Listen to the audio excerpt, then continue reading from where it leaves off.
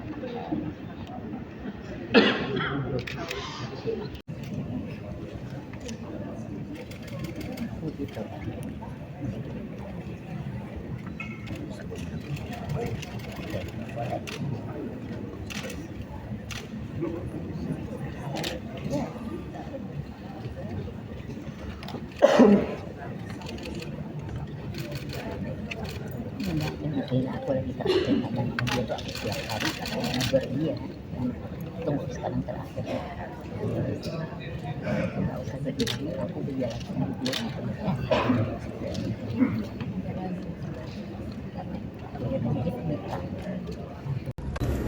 saya nggak bisa menjelaskan ya rasanya seperti apa untuk bisa datang ke rumah saya sendiri, ketemu anak-anak saya. Tadi si kecil yang paling, si baby yang umur 1 itu nangis waktu saya keluar untuk sidang hari ini karena dia kayak pertama kali merasa saya ada di rumah, habis itu kok pergi lagi, jadi harus ditarik dari tangan saya. Saya tentunya bersyukur yang luar biasa saya bisa dalam lingkungan steril menjalani operasi dan perawatan di rumah. Saya juga bersyukur bahwa hakim itu manusiawi untuk memperbolehkan saya bersama keluarga di masa perawatan ini. Jadi saya berdoa teman-teman nggak pernah merasakan seperti apa kembali ke rumah. Itu perasaan yang sedih dan senang bercampur. Itu hal yang nggak bisa saya jelaskan lah gimana perasaannya, tapi ya udah jelas ya, banyak air mata lah pada saat itu.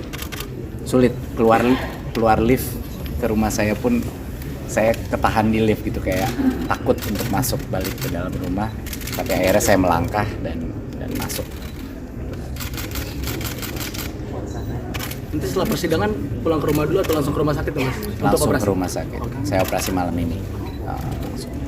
Karena kalau tidak bisa kemana-mana dampak kesehatannya kepada saya. Udah operasi ke-4 ke-5 kalau nggak salah. Ya. Jadi ini harus ditangani segera atau enggak resikonya cukup berat untuk saya. Thank you, Mas. Thank you Mas Andi.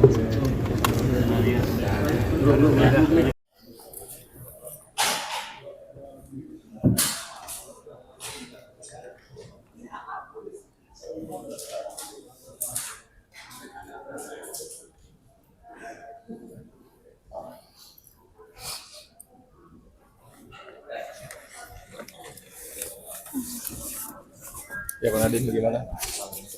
Sore hari ini. Akhirnya itu mengucapkan alhamdulillah, syukur saya kepada Allah. Saya ingin berterima kasih kepada majelis atas kemanusiaan mereka untuk sudah memberikan pengalihan status menjadi tahanan rumah, di mana saya bisa menjalankan operasi saya segera dan bisa pulang ke lingkungan yang steril. Saya tidak mau ini mengganggu proses persidangan. Saya secepat mungkin akan kembali langsung untuk melakukan sidang karena saya mau ini juga berakhir secepat mungkin. Jadi saya ingin sekali lagi mengucapkan terima kasih kepada majelis hakim yang telah menunjukkan sisi kemanusiaan mereka untuk memperbolehkan saya untuk menjalankan operasi medis dan bisa kembali ke lingkungan yang steril dan higienis.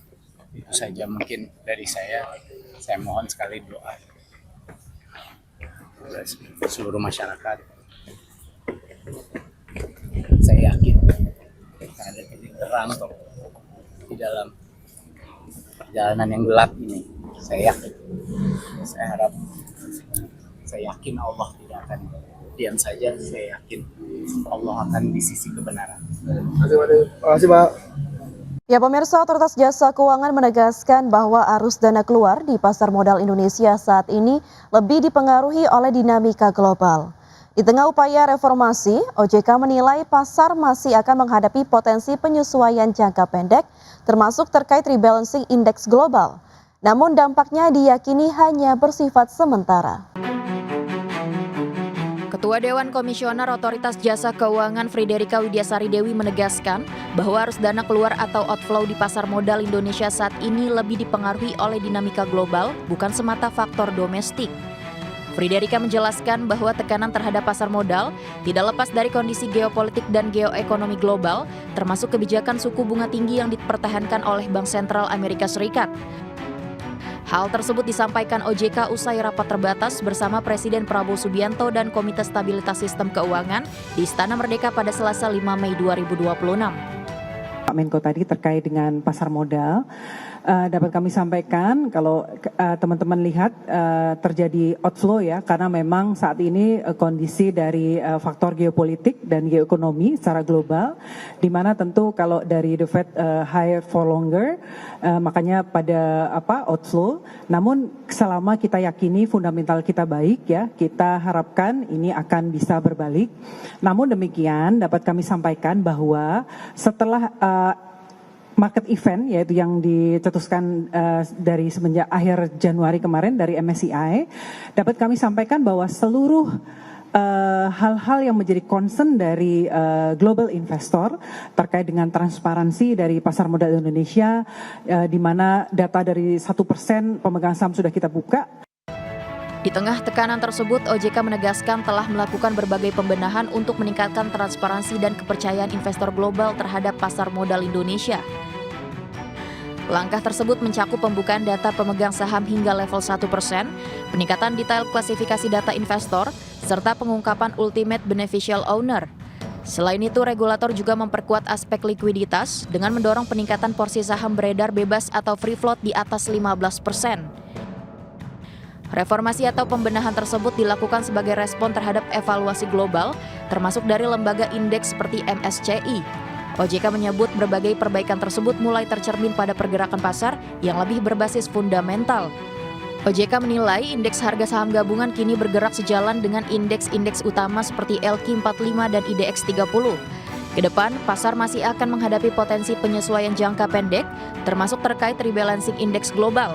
Namun OJK menilai dampaknya bersifat sementara. Dari berbagai sumber